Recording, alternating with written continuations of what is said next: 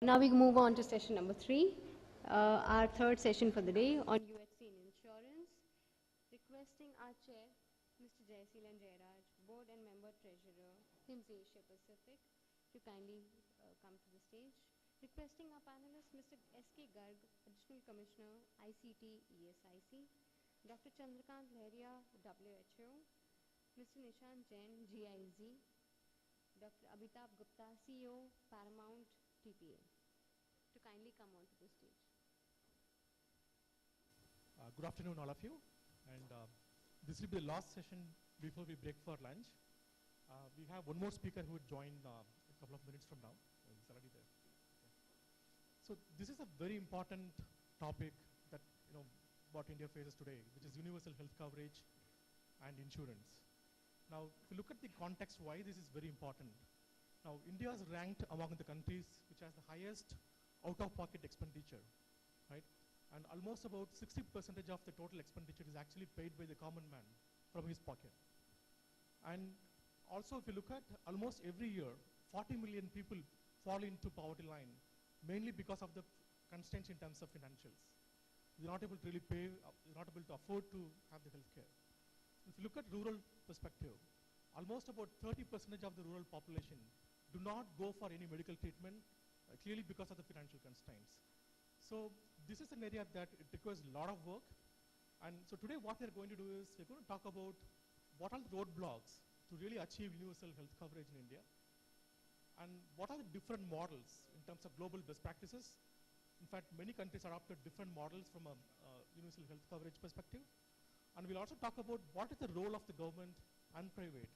And lastly, how IT can be an enabler to really achieve the universal health coverage. Now, I'll start this session with a quick introduction of the panelists. Good afternoon. I'm Chandrakant Laharia. I work with World Health Organization Country Office for India. I'm a National Professional Officer for Universal Health Coverage. I'm working with WHO for last 8 years in different areas like health systems, strengthening, routine immunization, health financing, and of course universal health coverage. That's brief about me. Thank you. Good afternoon. My name is Dr. Nishant Jain. I work with German Development Agency, and I also worked as an advisor to Government of India on the National Health Insurance Program called RSBY. There I was one of the main person behind designing and the implementation. And I'm also working with many other countries in Asia and Africa on their national health insurance program. Good afternoon, everybody. I'm Dr. Amitabh Gupta. I'm CEO of Paramount Health Services, which is a TPA company and one of the first TPA companies of India. I am, by qualification, a radiologist, but have been in the health insurance industry since last 14 years. Thank you. Now I'll request Dr. Chandrakant Laharia to talk about role of IT in achieving universal health coverage. Good afternoon again. Though Mr. Jayasilan mentioned that the ICT and UHC role would come much later, but I'm starting with this role in context of this conference. Starting with universal health coverage. I'm sure you understand, but I would summarize what UHC is, or universal health coverage is. UHC mainly focuses upon increasing access to health services by additional set of people. Increasing access, that means more number of people are covered, to more number of services, and third dimension is a financial protection, that those services are made available at a cost which people can afford. So 3 dimensions of UHC: more number of people, more services, and cost which is affordable to people.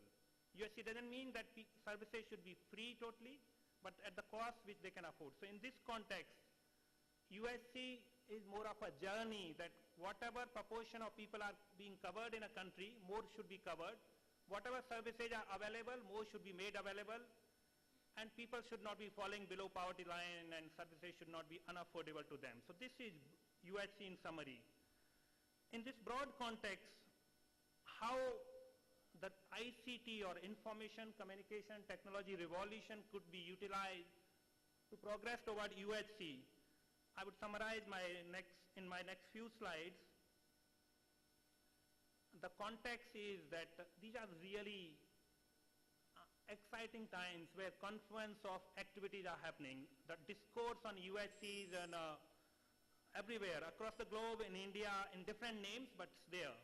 There is a discourse on sustainable development goals or post-2015 development agenda. All of us are talking about e-health and m-health. So all events are happening together, and perhaps we should utilize this important juncture to achieve or progress toward UHC. There are tools available. So in this presentation, I'm going to talk about two aspects. One, how ICT could be utilized for expansion of health services. And second, this could be how ICT could be utilized for tracking progress on UHC. First section. I am sorry, this slide is a little complicated and busy. The point is that innovation in ICT sector could be utilized for providing extra services. For example, ICT could be utilized to extend the registration system, birth, death registration, disease-specific registration, which could be utilized to understand disease pattern in a community and society. ICT could be utilized to improve quality of care through electronic medical record or electronic health record, extending hospital information system. It could be utilized for e-governance through record are being well maintained for service delivery, emergency responses, records of human resources and manpower. It could be utilized for generation of essential information which could be used by policymaker, and of course in the telemedicine. So ICT innovation could be used for entire array of services. Let's look at this from different approach. ICT could be utilized for extending various components of health system. It's important that we look at all aspects. It's not important that only one aspect is looked upon.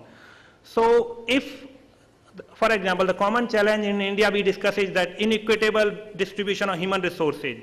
But IT platform or ICT platform could be utilized for proper distribution of human resources, appropriate mix. If we know where these human resources are, what is their distribution, the IT tool could be utilized for appropriate distribution. This could be utilized in the second row for detection of counterfeit drugs by developing mechanisms which help in identifying counterfeit drugs, or it could be utilized to reduce corruption or fraud by digital health hospital information system in hospitals, radio frequency enabled supply chain. The summary of this slide is that this IT could be utilized for increasing efficiency in health system. I'll not read the entire slide. When we talk about ICT, there are at least two dimensions or two approaches, two ways to look at it. One is e-health and other is m-health.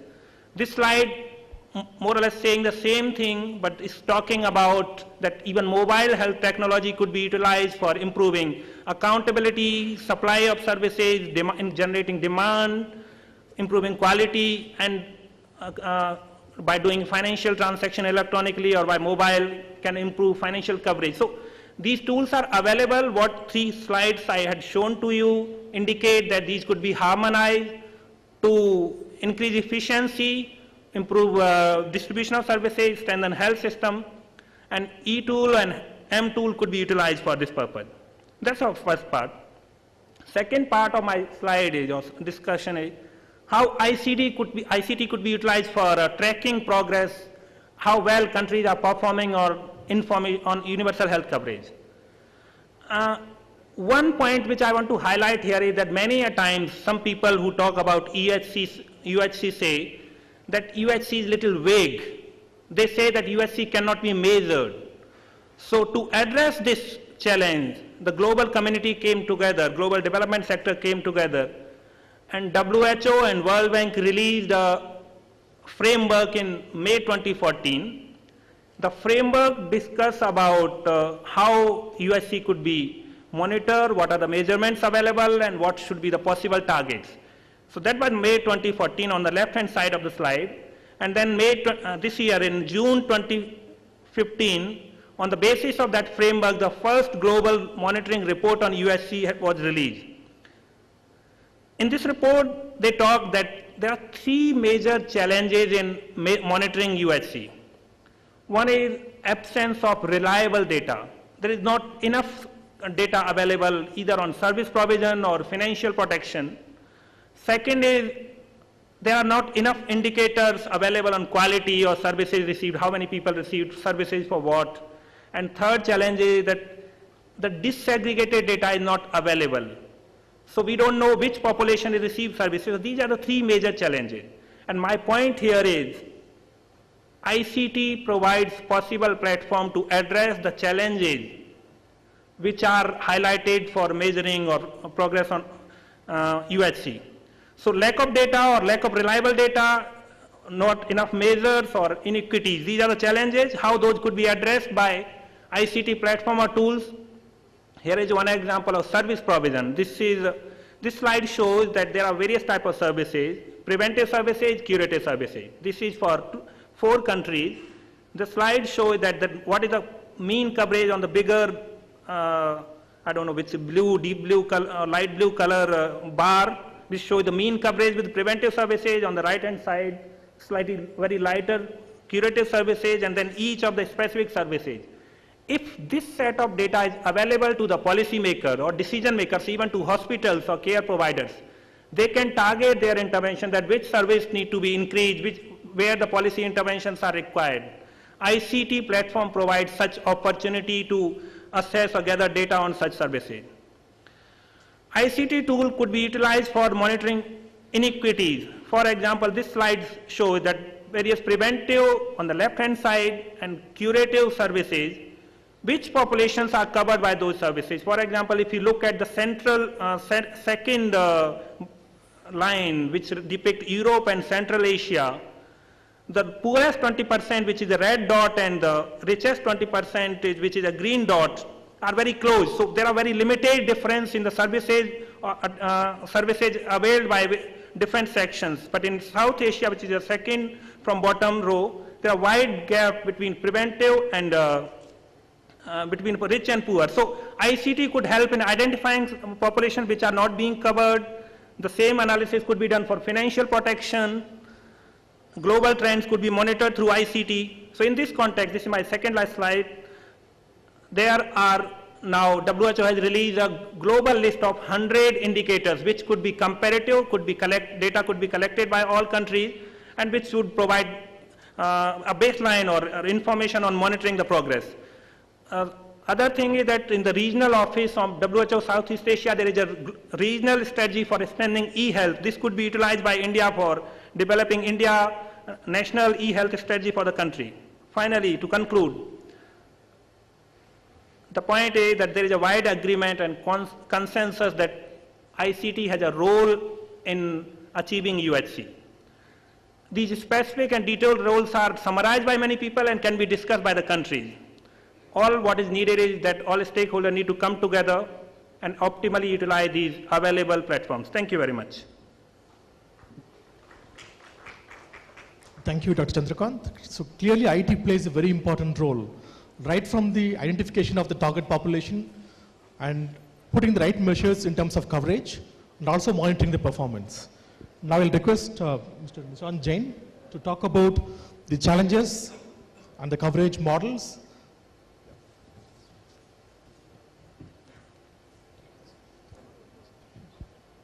So good afternoon, and I don't have any slides, so I'll be brief. In India, it's very interesting that the kind of health system which we have, the health financing is very fragmented, and I think almost all of you are aware of that. So there is a central government which is running their own health programs which are being done. Government is setting up hospitals right from PHC to the CHC, district hospital, big national hospitals.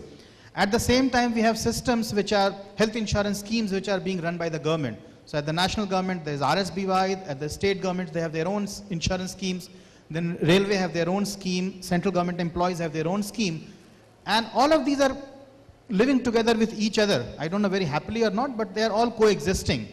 And that way actually India is very different, because in a large number of countries, at least now, government has started making serious effort towards bringing all of it together. In India still that's a little far ahead.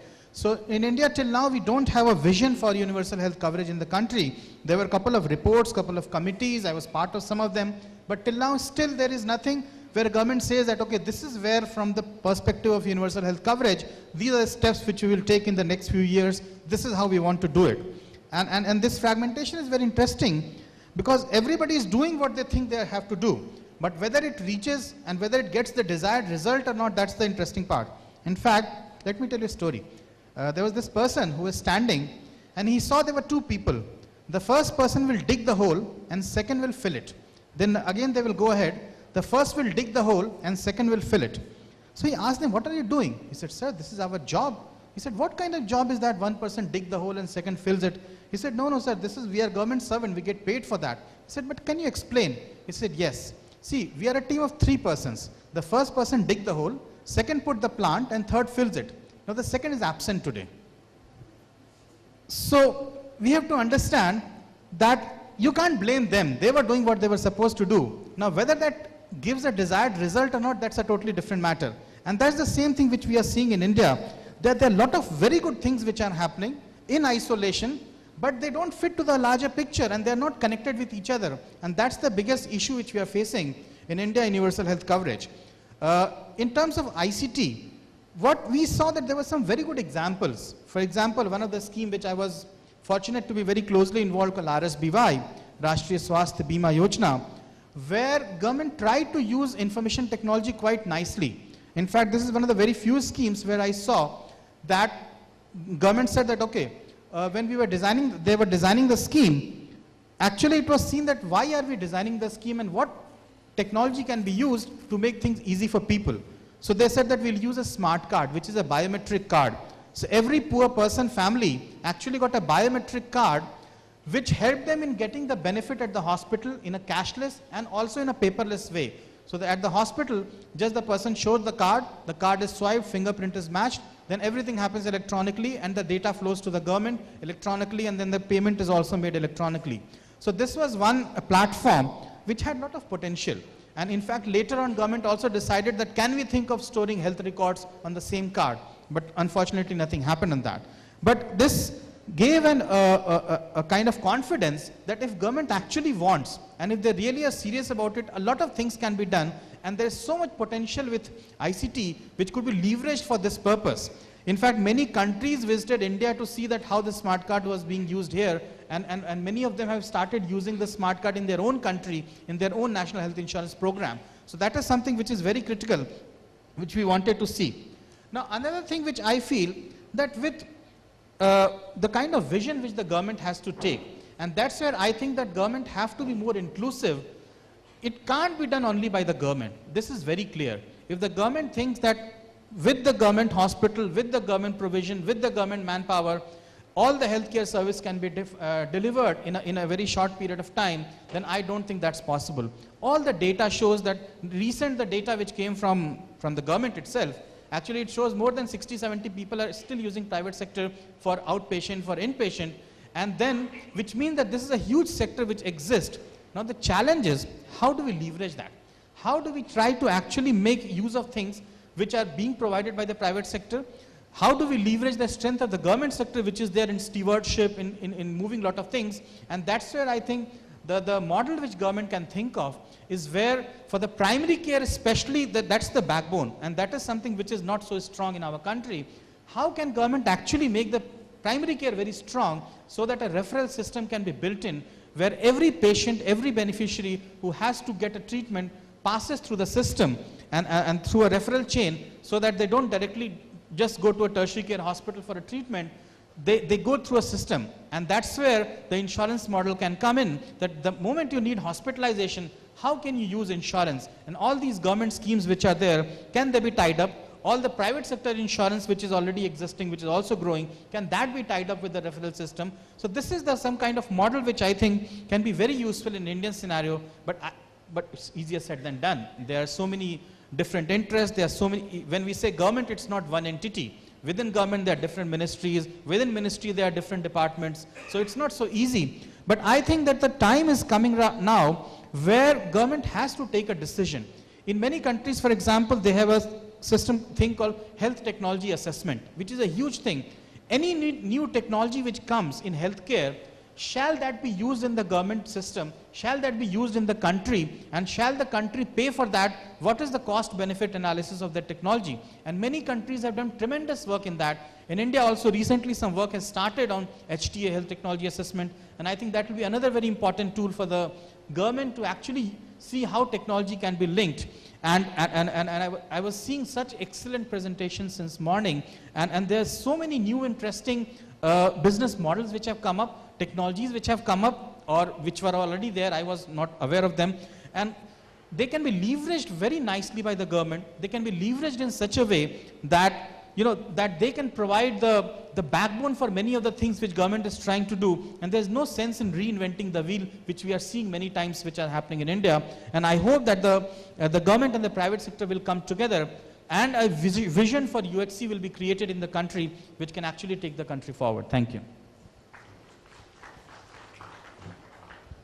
Thank you, Nishant. So I think given the fact that we have highly fragmented insurance system in India, both from the state as well as private providers, so there's a strong need to really go forward towards universal health plan for India. So now I'll request Dr. Amitabh Gupta to talk about global best practices in terms of coverage models and all the implementation requirements to achieve UHC as well.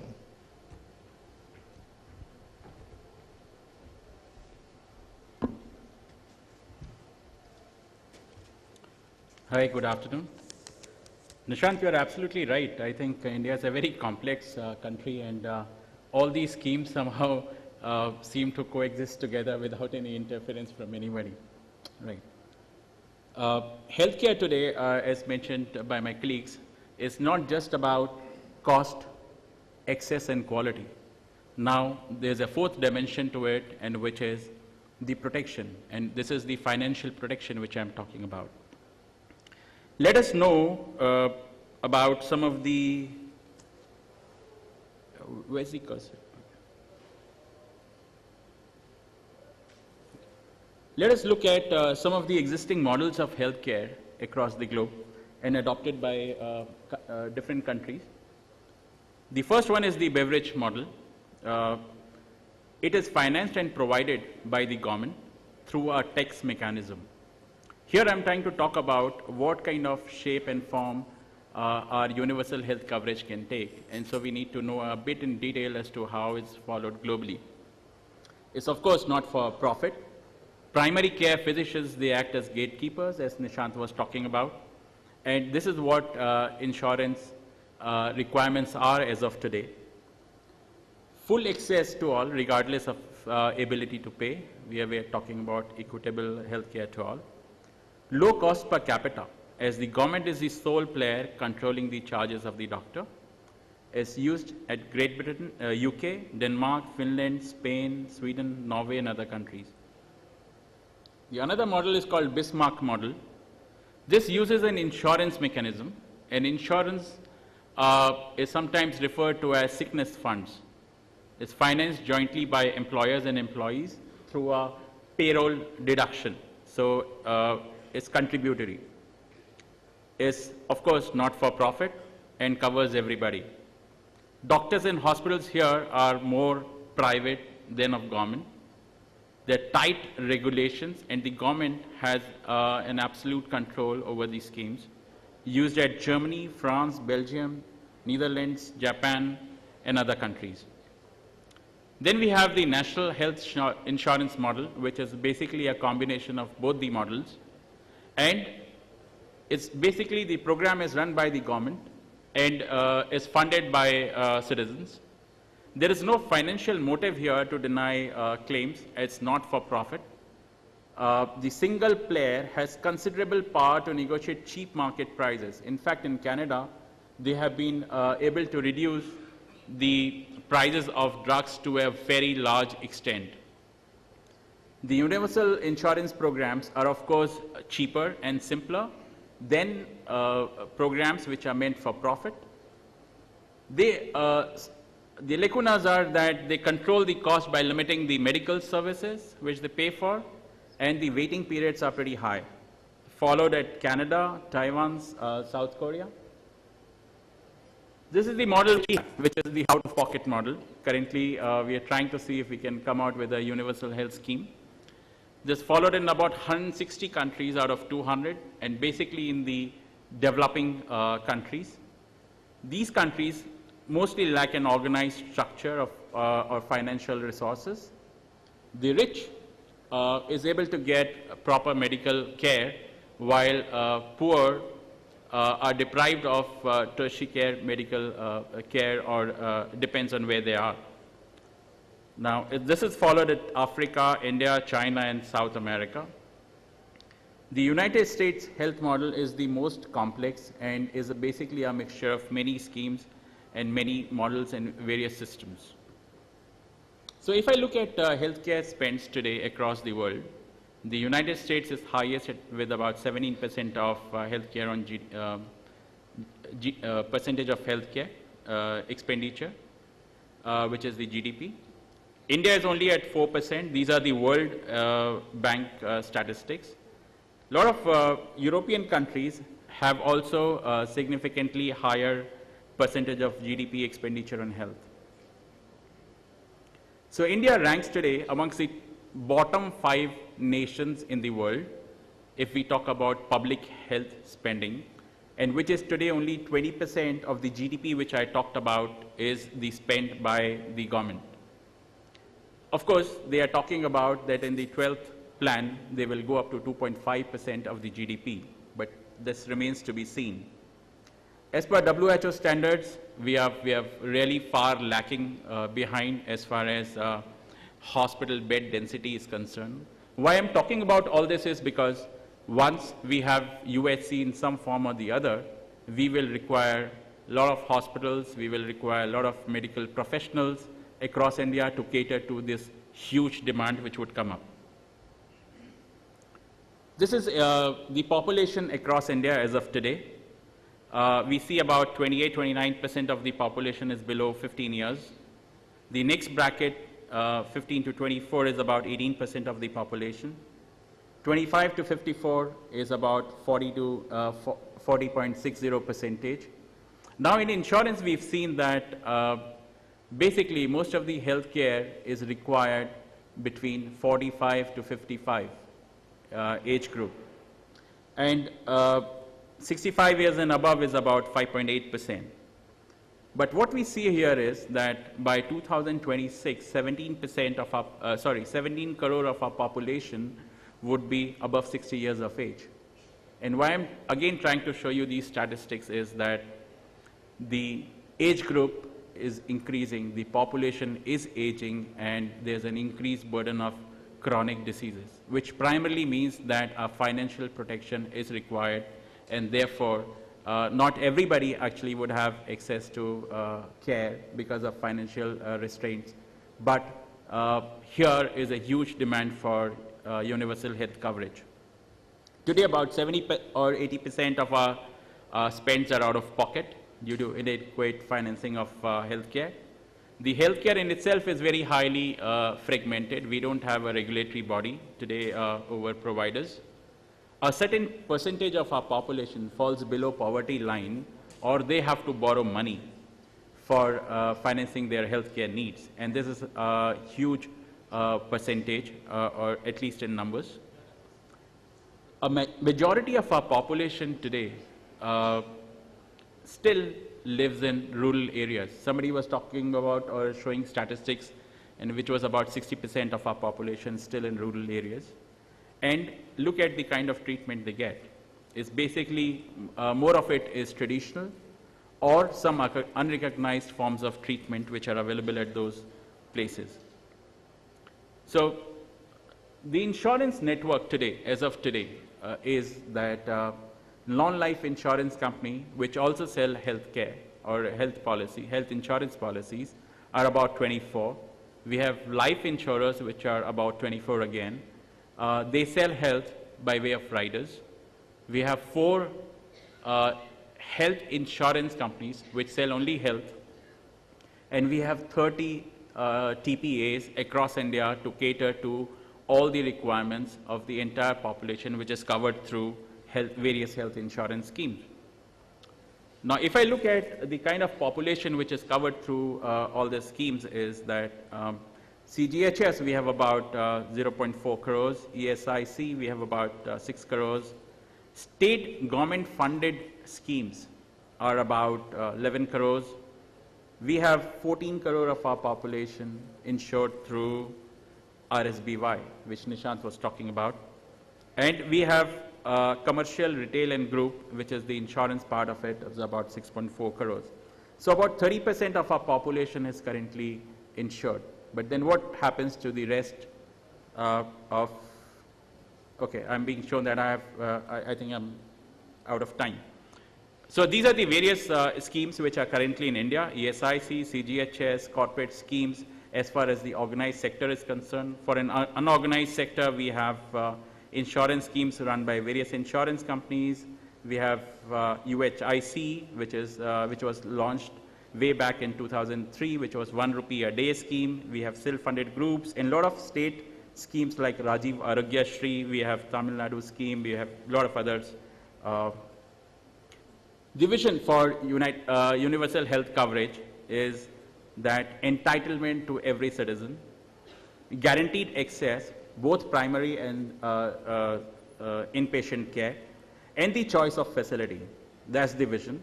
These are the funding stakeholders in the implementation part when it comes to it. We are looking at either state governments, central governments, some NGOs, World Bank, corporate social responsibility activities, individuals funding it themselves through some mechanism. The implementation stakeholders could be trust, insurers, or TPAs. And the service providers, of course, we all know would be hospitals, whether public or private, diagnostics, and pharmacies. The requirements are, of course, this is one of the most crucial part, the unique identification number, whether it's going to be Aadhaar or whether it's going to be fingerprinting or whether it's going to be a card, which is going to be a transactional card. Data capturing. The data has to be captured in a coded format, and then it has to be stored in some manner, and possibly an EHR which would record all the transactions. Contracting and negotiating with hospitals is going to be very essential by way of either DRGs. We are looking at either package pricing, fixed lump sum costing, per diem pricing, or whatever we come out with. One of the requirements for rollout of this massive scheme would be, and the requirements would be availability of adequate infrastructure across India, because then the government would be responsible for providing care everywhere across India. A huge amount of skilled health force would be required, affordable drugs and diagnostics, and technology-driven platforms, which is the topic today, of course. We are looking at this scheme probably would be could be the single largest purchaser of IT in India in times to come. I'm not getting into EHRs, primarily everybody has talked about, but the benefit from an insurance perspective is, of course, continuity of care. All these records would be available. No need for resources to do manual entry data, and the filing cost, storage costs, basically would be saved. The IT framework could look something like this. All this data from everybody could flow into a central repository, and from the central repository, the medical data could go into the EHR, and the non-medical data, which is basically meant for payments from payers, could go to insurers, TPAs, or trusts. Expected outcomes. Of course, we are looking at greater equality, improved health outcomes. We're looking at accountability and a very transparent system. Because of financing mechanism, there is going to be reduction in poverty. Productivity is going to increase. Jobs would increase. And multiple TPAs or insurers or trusts would have to work under one common umbrella for the administration. And we are looking at a sustainable financial model and timely payments to all various stakeholders. I think that was a takeaway for the government. Thank you. Thank you, Dr. Abhitam. Now, I'll just ask the panelists to take a word mid-time and summarize the roadmap for action, so which will be presented to the government as part of the HIMSS report. Yeah, thank you very much. I would say two things. One is that there is a clear identification of what role ICT could play in universal health coverage. So perhaps learning from what knowledge and evidence is available at global level, all stakeholders in India can come together and develop and design and identify what and how that existing knowledge could be utilized to progress toward universal health coverage in India. That's one. Second is, I would say that this could be achieved if we are very systematic, or if, for example, India should, in my personal opinion, consider developing a national e-health strategy, which will clearly outline that how and why, what time and what possible role ICT would be playing in moving in direction of increasing access to population, services, and financial protection. Summary, 2 points: learn from global experience and adopt for the country, develop a national strategy, call it whatever, which outline with the timelines and clear roadmap. Thank you very much. Thank you, Jay. If I have to summarize, I will say 2-3 points. One, I agree with Chandrakant that there has to be a national vision and strategy for the government, which is not at a very high level, that will increase the spending to 2.5% of GDP, what Planning Commission report says. But that will not help. It has to be a more action-oriented vision with clear timelines and who will do what. Second is that a part of that could be, there should be a national body, maybe within Ministry of Health itself, but there has to be a separate body which has to lead the whole process. If you expect that bureaucrats who have so many other things to do will also do this, it's difficult. So it has to be a separate body, and countries across the world which have got success in UHC have taken this route where they have set up a separate body which manages the whole thing. And the third is that you develop a good framework for linking with the private sector. You know, you don't consider them as from the government side that, you know, they are separate and we are separate. It has to be a strategy where how do you link with the private sector? You create a strategy so that you can use their strength, but at the same time, government can act as a purchaser, and not only from the private, but even from the public, why not? Where you can then talk about the quality, standard treatment guidelines, protocols and things like that, which can be done through this kind of mechanism. Thank you. I think most of it has already been talked about, but what I can say is that as and when it happens, I think we could be looking at some really exciting times, and I think health insurance could be used as a funding mechanism for healthcare in India, and that's how it has happened in the last decade by and large. We've seen a lot of hospitals, better facilities coming up. We have seen doctors who were not willing to stay at rural areas or villages or smaller towns and cities have gone back, primarily because now the patient is able to pay through an insurance mechanism. So I think we'll look at some very exciting times as and when it happens. Thank you. Thank you. Now we'll open up for questions.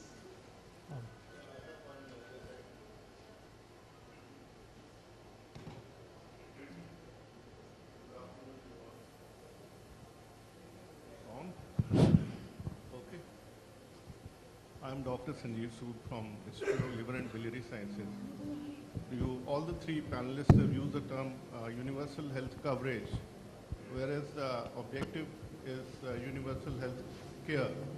So it looks like that the objective is you're using the means of insurance solely to achieve the goal of universal health care. So the message one gets is that the out-of-pocket expenditure or the individual expenditure or for that matter, the co-payments will totally be eliminated. They don't fit into anywhere in the scheme of things which you have shared with the audience. That's point number one. And secondly, what Chandrakant has brought out, the framework and the indicators and measures, though the Indian statistics are available, but they have not been shared in the overall framework. And where does India rank in its journey towards attainment of the universal health coverage? From the barriers which you have shared with the audience, it looked like that it will be possible only if there is one super authority, super health ministry, and healthcare is not a concurrent subject to be implemented by the states as well. So with these issues, it looks like a utopian dream. Thank you very much. Very pertinent points you raised. My idea of presentation or showing those slides was give a context that this is what could be done. I deliberately did not use Indian data because from different sources, different data comes which is contested by everybody. So that's a debatable issue. The entire point here is to deliver is that this is what could be done, harmonized, achieved through ICT platform. That's one. Second point you raised about what mechanism would be used for UHC. This famous philosopher Groucho Marx said that it doesn't matter whether cat is black or white, as long as it catches mice. Similarly, it doesn't matter what mechanism adopted, what other countries have done. There could be a mechanism which could be identified by India. What matters is that more people have access to services, more services, and financial protection. Third is not your point, but then I want to highlight that often this discourse, sometimes word universal health coverage and care are used interchangeably. The way we use, like I understand it, care is mainly restricted to only curative component, coverage is much broader. So UHC in a more global terms these days is universal health coverage because it talks about coverage in terms of services, population and financial protection, so cost, so to say. So coverage is, I would prefer to use more frequently. Thank you very much. Just 2 points. I think one, you very rightly mentioned that if we are talking about an insurance model, then it defeats the whole purpose of reducing out of pocket for the vulnerable families and all. So I will like to clarify at least that we are not saying, I am not saying that the insurance route is the only route to do, and even when you use insurance, who pays for it? That is the second part. So for example, in all these government funded schemes, for poor and vulnerable families, government is paying the premium. So the people who can pay, who have the ability to pay, they can pay from their pocket. People who don't have ability to pay, government pays for them. But whether insurance can be used or insurance like demand side financing mechanism can be used for all type of care, primary, secondary, tertiary, it's difficult to say because primary care is a very different ball game where not in too many countries insurance kind of system have been used. They have used capitation and these kind of methods which have worked very well. And at the same time we have not only primary care but before that prevention and all, that also becomes very critical where government has a very major role to play in terms of preventive and promotive services and primary health care itself. So the insurance can be one of the means to that, but it can play an important role, especially for the, I think, inpatient care, where it can trigger a lot of reforms, but at the same time, of course, the payment of contribution has to be shared between government through tax source and through people through their own contribution.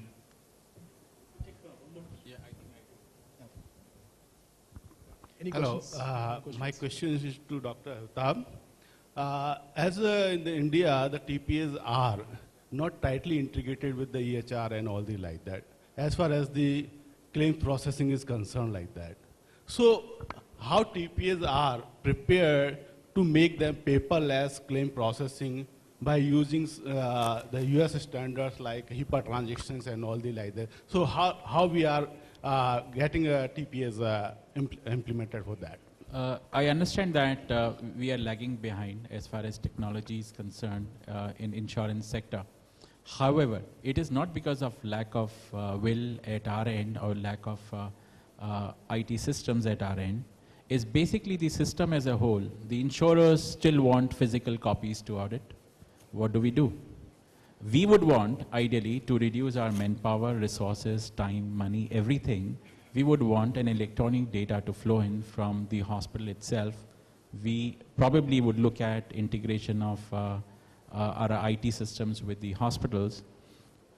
We also have a mechanism of paperless, cashless. But look at how many hospitals are even following that, even after constant reminders, you know, about a year or two now of training across all these providers. Still, I think we are lagging far behind. The hospitals have not been able to adopt to those systems at all. And the other reason is that even if one single player or two players move ahead, is the industry as a whole which has to move ahead if we have to bring in the changes. I'll add just one point here. There is one example which we saw, for example, in RSPY, government mandated that it has to be a paperless system.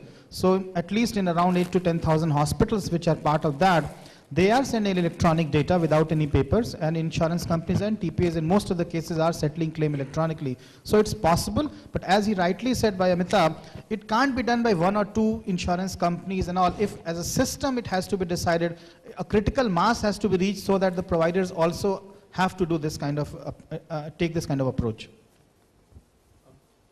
Just to add to this point, I think if you see the first session where Joint Secretary Health talked about National E-Health Authority, NEHA, I think one of the key objectives of the NEHA is to really promote standards and define common way where both private and government bodies can exchange data through viable health information exchange models. So that's something that probably will be solve these challenges in a way. So I think we're completely running out of time. So one last question, please. Yeah, last question from me. I must compliment all the panelists. But what I am worried for is, the end users that we are. What are we doing as an organization to address the insurance of the geriatric group, which needs the insurance the most? You see what happens the minute you ask for an insurance, be it from a private player or a government player, first thing is they give you the cutoff age. That should not be the criteria.